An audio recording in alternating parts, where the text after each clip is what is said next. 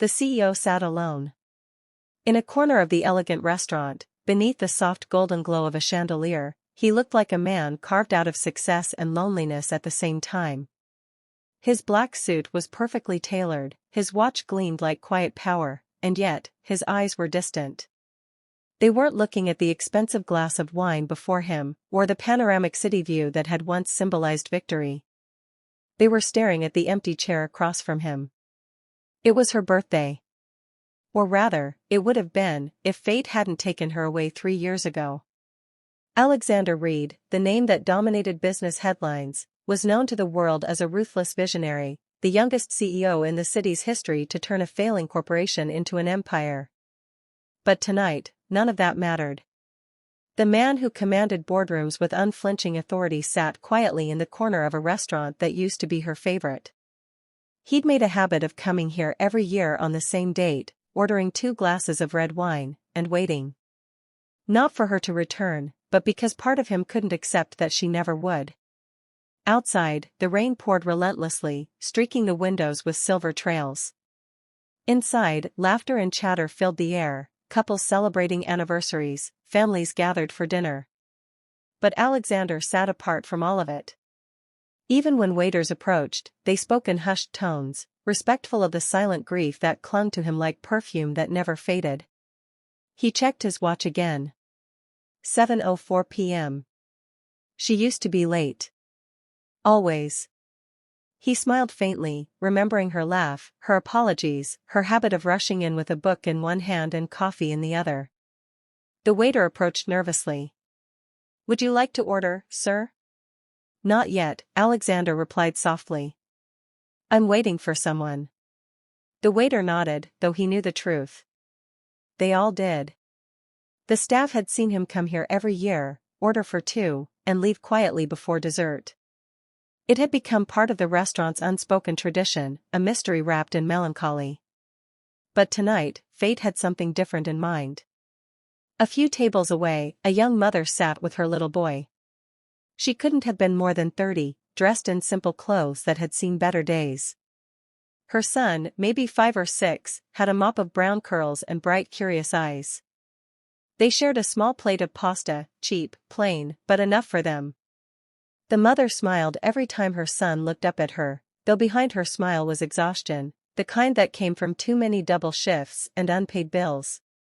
The boy glanced around the restaurant, his gaze landing on the lonely man in the corner. "Mommy," he whispered, tugging her sleeve.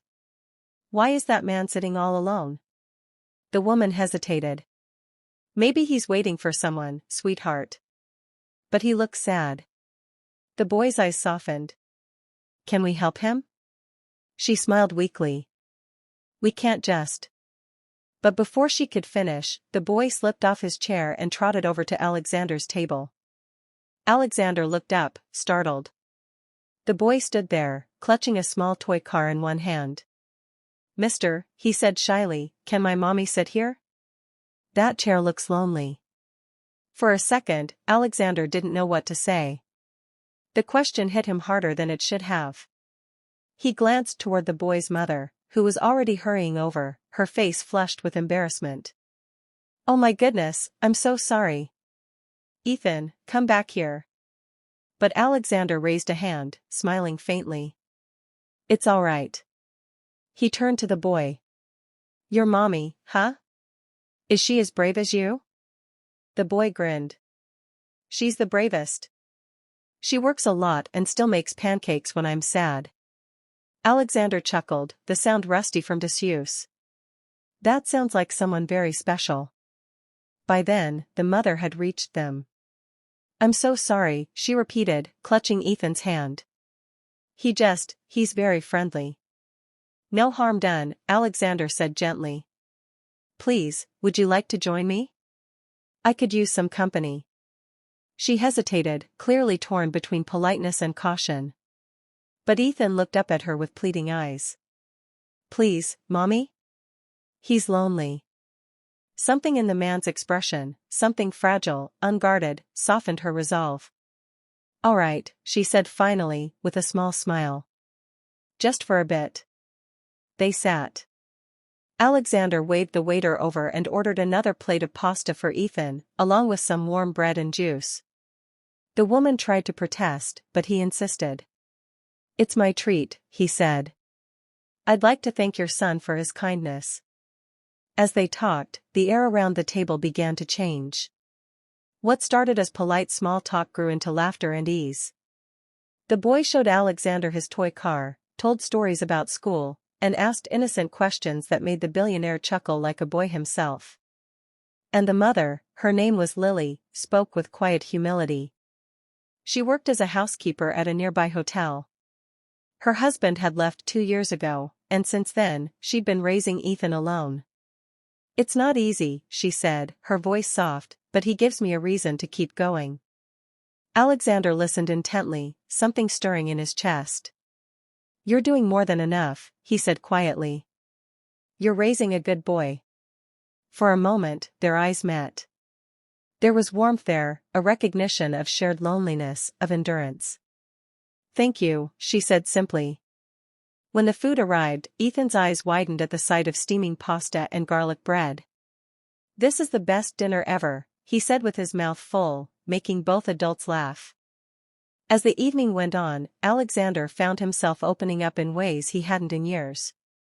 He told them about his late wife, Claire, how she loved this restaurant, how she'd believed kindness could change the world.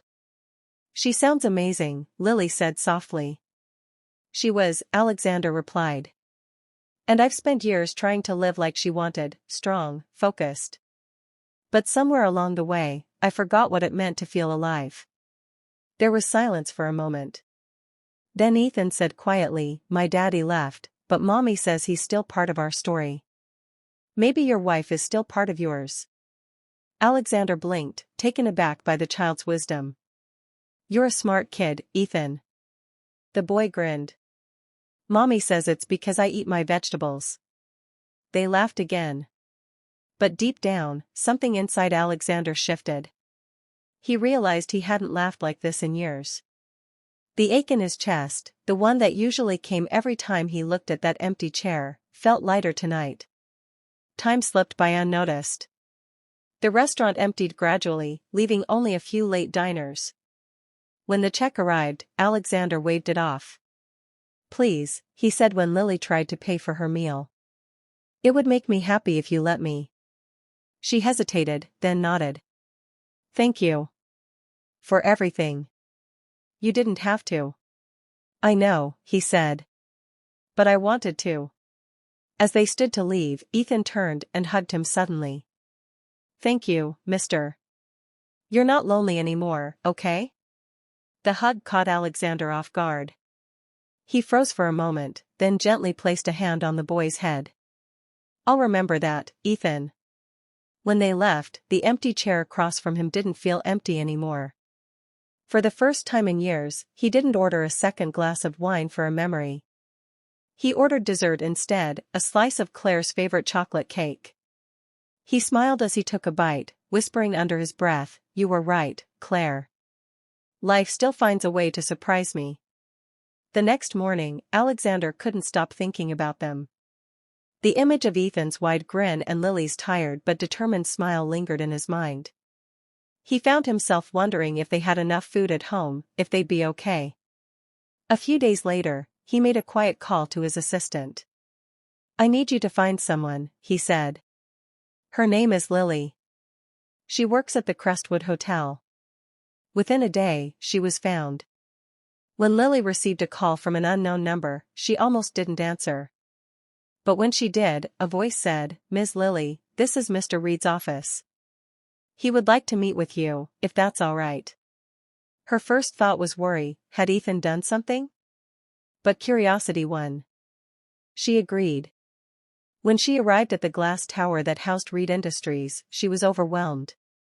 The building gleamed like a monument to ambition. The receptionist guided her to the top floor, where Alexander stood by a window overlooking the city. "Lily," he said warmly when she entered. "I'm glad you came." She smiled nervously. "I hope I'm not in trouble." "Quite the opposite," he said, gesturing to a seat. "I wanted to thank you again, for that evening." It reminded me what kindness feels like.